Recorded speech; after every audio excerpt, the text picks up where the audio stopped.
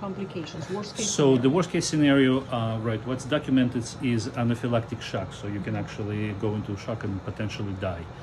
If you review all the literature which has been published on PubMed, there isn't a single case described. If you read the books, and all the books that I read were in Russian, so if you read the Russian books, they'll say yes, it is a possibility, yet it has never happened to me. That's what every single author says. Right. Nevertheless, common sense, you are introducing a foreign material, foreign biological material into your bloodstream. Yes, absolutely, it's a possibility. So have an It's like any EpiPen. vaccine too. Yeah, so have an EpiPen just in case. Right, next worst case scenario, bleeding. The bleeding will be quite profound and might be even disturbing to the patient himself or herself. Nevertheless, it should not make much of a difference unless you were treating the patient who you shouldn't have treated in the first place. The easiest way to do this is to get the labs. If the patient is borderline anemic to the point that you would not do any kind of a surgical procedure on them, don't do this. If a patient is borderline anemic, look under the eyes. If the tissue is pink, you're safe. good. You're safe. If it is very, very pale, don't touch. Don't risk it, right? Cachexia, don't touch. Cancer, two schools of thoughts. Russian books say, do it.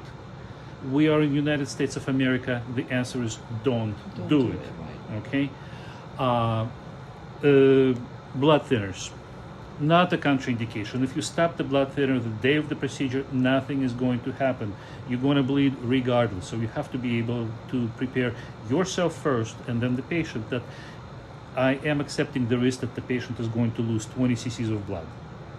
Okay? If you cannot accept that fact by just looking at the patient. And is 20 Don't do it. cc's over how long?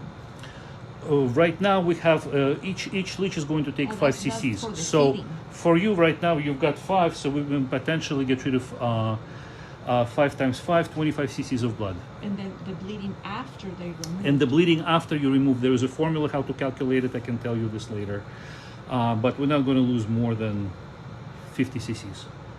So it's Okay, not so that big of a thing. yet for other people it may tip them over. Okay, so if they have some kind of an issue, if they're cachectic, if they're really, really thin, if they're very anemic, and if possibly they have a GI bleed or any kind of other bleed that you may be suspecting, don't touch. Blood thinners, not contraindication. You can use it in the United States. I repeat, in the United States, because we practice in a very litigious society. Do not do it. Do not touch it. Protect yourself first, then everything else comes afterwards. Next, the skin might itch intensely.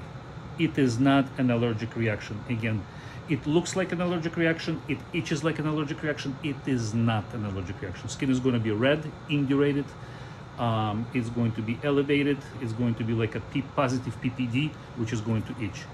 If you do histology on that skin, histologically it does not look like a regular allergic reaction.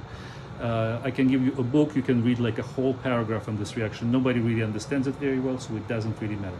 You can use antihistamines, topical and systemic. They will help to alleviate some symptoms, but they're not very helpful. Topically, steroid cream does wonder. I have my own compounded cream that Amber compounds in his pharmacy. I'll give you. You can use that. But any cream, anything over the counter, any steroid cream over the counter Like will suffice. Yeah. hemorrhoid cream. So other possible contraindications, and that's pretty much it. Yeah.